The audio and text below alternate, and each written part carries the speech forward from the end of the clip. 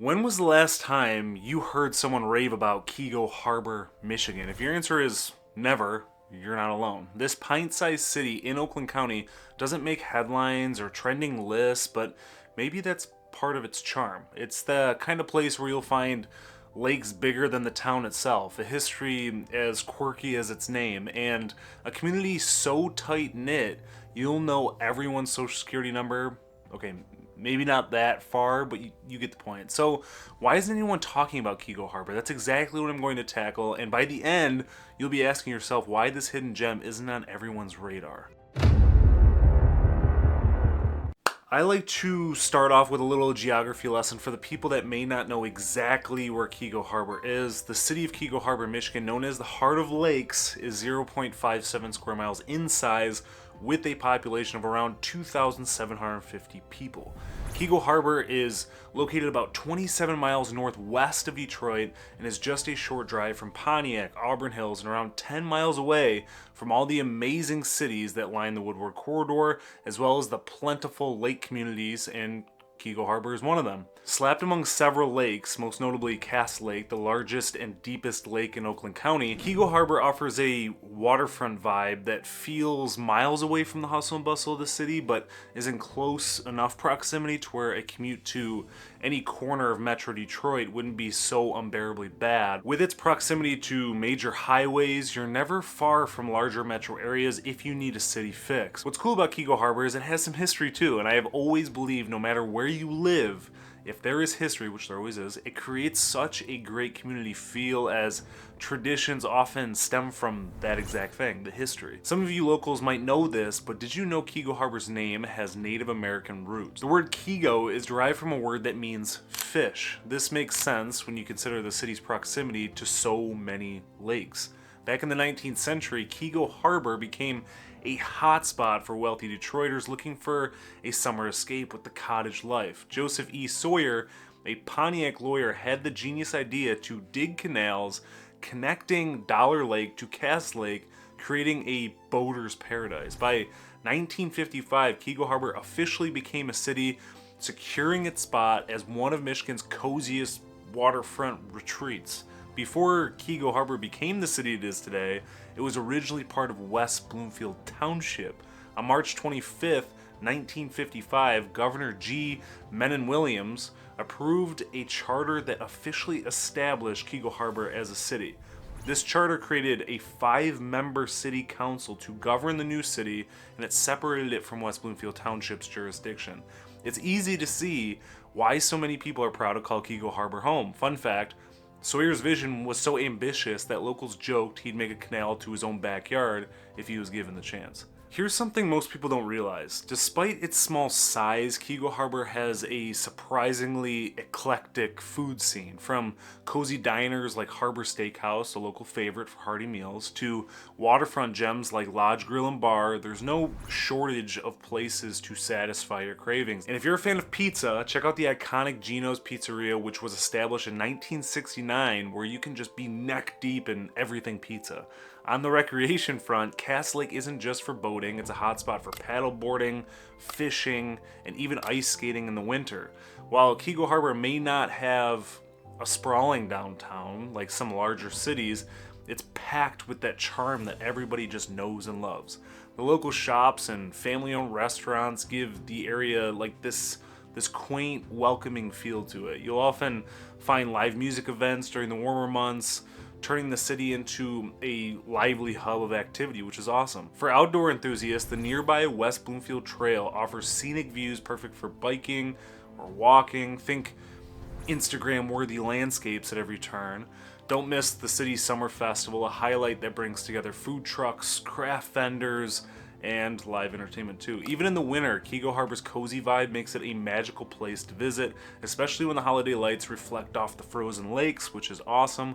And what's so cool about Keego Harbor is, for a city of its size, you would think it's just jam-packed with houses, and while that is true to a certain extent, there's several parks and flourishing businesses that give that feeling of a small town without having a designated downtown. Some people may classify Keego Harbor as what I have called in the past as a pass-through town, because if you're too far off of M5 and you're trying to go north, you'd hop on Orchard Lake Road, and then you'd blink and you'd be right through the city without even thinking. And I will be sure to link some information pertaining to events and things to do in Keego Harbor, as well as a welcome packet that the city of Keego Harbor provides their new residents, just so you can get familiar with what's going on in this little town and not just think of it as a pass-through one. The next aspect I want to chat more about, which I believe is the city's biggest draw, and that's home prices and the cost of living. Taking a look at this graph provided by the MLS, it shows the average sale price over the course of 3 years, with the whole MLS in blue and this crazy up, down, and all around green line being Keego Harbor. You might be thinking, what in the world is going on here? And that's a great question. Keego Harbor is small, so one home sale can seriously affect the graphs, whether it is a $180,000 little starter downsizer home to a $1.5 million lake home. It makes a huge difference. As of recording this, there have been 38 active pending and sold homes over the last 365 days. Just to give you some insight, I wanted to show you this $250,000 lake access home to Sylvan and Cass Lake. And funny enough, I have seen this home in person, and I was thinking about purchasing it and turning it into a rental later, but ultimately chose to go elsewhere. This is a 2-bedroom, 1-bathroom, little bungalow type cottage with 1,394 total square feet, no garage, built in 1923 and situated on 0.10 acres. I thought the remodel was very unique and different from the typical grays and whites, and it was a fairly open concept for how small the home is, but I was not able to stand up straight in the basement, and the lack of storage outside wasn't really good for my situation, even short term, but the curb appeal is also very nice. Granted, I am aware that prices in Metro Detroit as a whole have climbed quite a bit post-pandemic, but being able to get a lake house or direct lake access for under $300,000 in Metro Detroit on a desirable lake is almost impossible. So that metric alone makes it a huge draw. Then we jump up to this $1.55 million colonial situated on Cass Lake with 45 feet of lake frontage. It's a 4-bedroom, 3.5-bathroom home with just under 4,000 total square feet, a 2-car garage, situated almost half an acre, and built in 1991. Outdated? Yes, but it has so much potential and an amazing view of one of the most top-notch lakes in the area.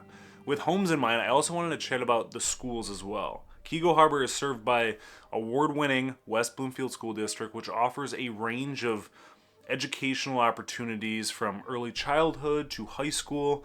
Niche.com ranks West Bloomfield Schools number 12 best school districts in the Detroit area, number 22 of 522 most diverse school districts in Michigan, number 24 of 539 best school districts in Michigan, and number 42 of 507 best places to teach in Michigan. The district is known for its commitment to academic excellence and diverse programming, including advanced placement, AP courses, and strong extracurricular activities too. In addition, Keego Harbor residents have access to Oakland Early College, a unique high school college hybrid program where students can earn college credits while completing their diploma, which is always nice. While the schools themselves aren't physically located in Keego Harbor due to its small size, they're just a short commute away, ensuring families have top-tier educational options. I'll also be sure to link more information to the West Bloomfield School District in the description for those of you that are interested in learning more about them. I wanted to tackle schools because it transitions very well into property taxes, which is something I talk about in every single video when it comes to cities, and I'm sure you're yawning by now, but I want to make sure I staple this figuratively into your brain, because in an expensive world, saving money is crucial. So if you can just figure out placement, it's very important. Being served by one school district, though, unfortunately, doesn't exactly give you leeway in different areas to live within the city to get a lower tax rate. And the West Bloomfield School District in Keego Harbor comes in at a higher cost, to say the least. The millage rate, or rate used to calculate property taxes, is 40.4646, and if we refer back to that graph and pull the average price of $245,000 off, just to make it easy, I rounded it down a little bit, we will take 50% of that, which is $122,500, and multiply it by the millage rate of 40.4646, and divide it by 1,000 to get an annual property tax rate of $4,956.91. And as always, that's for a higher estimate. A lower estimate would be to take the state equalized value, or SEV, off of a current listing and multiply it by the millage rate and divide it by 1,000. But I like to plan for the worst case scenario when it comes to affordability and budgeting. Maybe that's just me. With all that being said, what are your thoughts on Keego Harbor, Michigan? For those of you that have lived there in the past, passed through there, or don't know anything about it, drop your thoughts in the comments below. Thank you as always for watching. If you're looking to move to Michigan in one day or a gazillion, feel free to reach out anytime. I'm happy to be your go-to resource. I have also put a link in the description to the Living in Michigan newsletter so you never miss out on important news and updates. Until next time.